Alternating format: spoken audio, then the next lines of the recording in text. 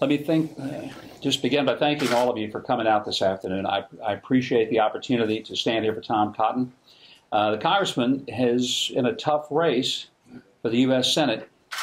There's no doubt in my mind that this is an important race, but not just for Arkansas, but for the country. And part of the reason is that it's very important to America that Harry Reid gets moved to the back of the room. This is a guy who has treated the Senate like the Roach Motel. Bills go in, but they never come out. At last count, there were 357 different pieces of legislation that had been passed in the House. They went to the Senate, and they haven't been seen since. Legislation from the House might as well be put on milk cartons. It has been unbelievable, the obstruction that this man has brought to the Senate.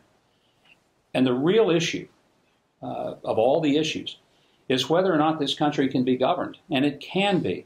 But it can't if one house of the legislature wants to bottle things up and not even debate the ideas, put them on the floor, and allow there to be a vote. Congressman Cotton has already distinguished himself as a person who I believe reflects views and values that people in Arkansas hold.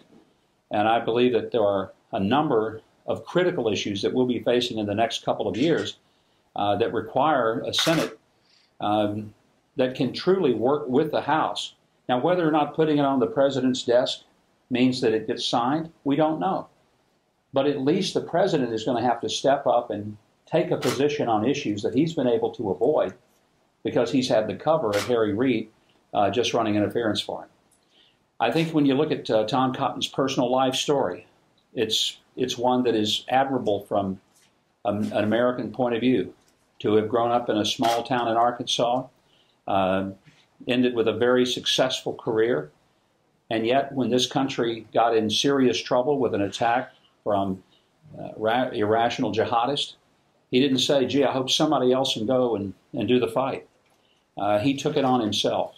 And there just aren't many people that you see who will leave a successful and lucrative career to make the sacrifice, not just financially, but the physical sacrifice of standing between bullets, bombs, and the American people, which is exactly what he did. And that kind of self-sacrifice is, frankly, all too rare in American politics today.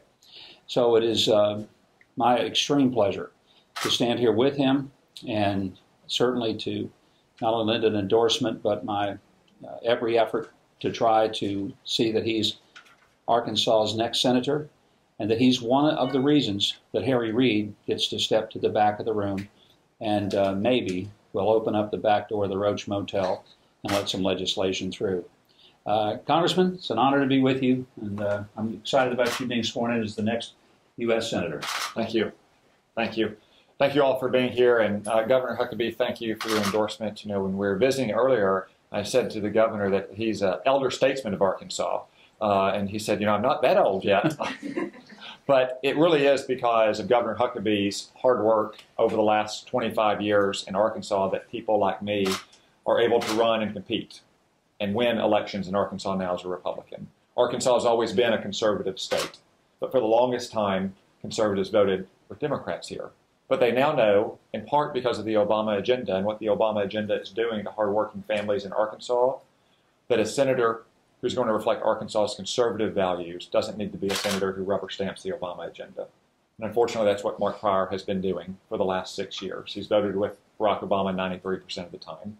He cast a decisive vote for Obamacare, which is driving up the cost of health insurance for Arkansans, or costing them access to health insurance, costing seniors access to their doctor because of its $700 billion dollars in cuts to Medicare, not to mention the impact it's having on jobs because of all the new taxes and regulations. He supported the Obama agendas, or the Obama administration's regulatory agenda, which is driving up the cost of everyday items on working families, from food at the grocery store to gas and diesel at the pump and electricity at the end of the month. Added $1 trillion on average to our national debt every single year under the Obama administration.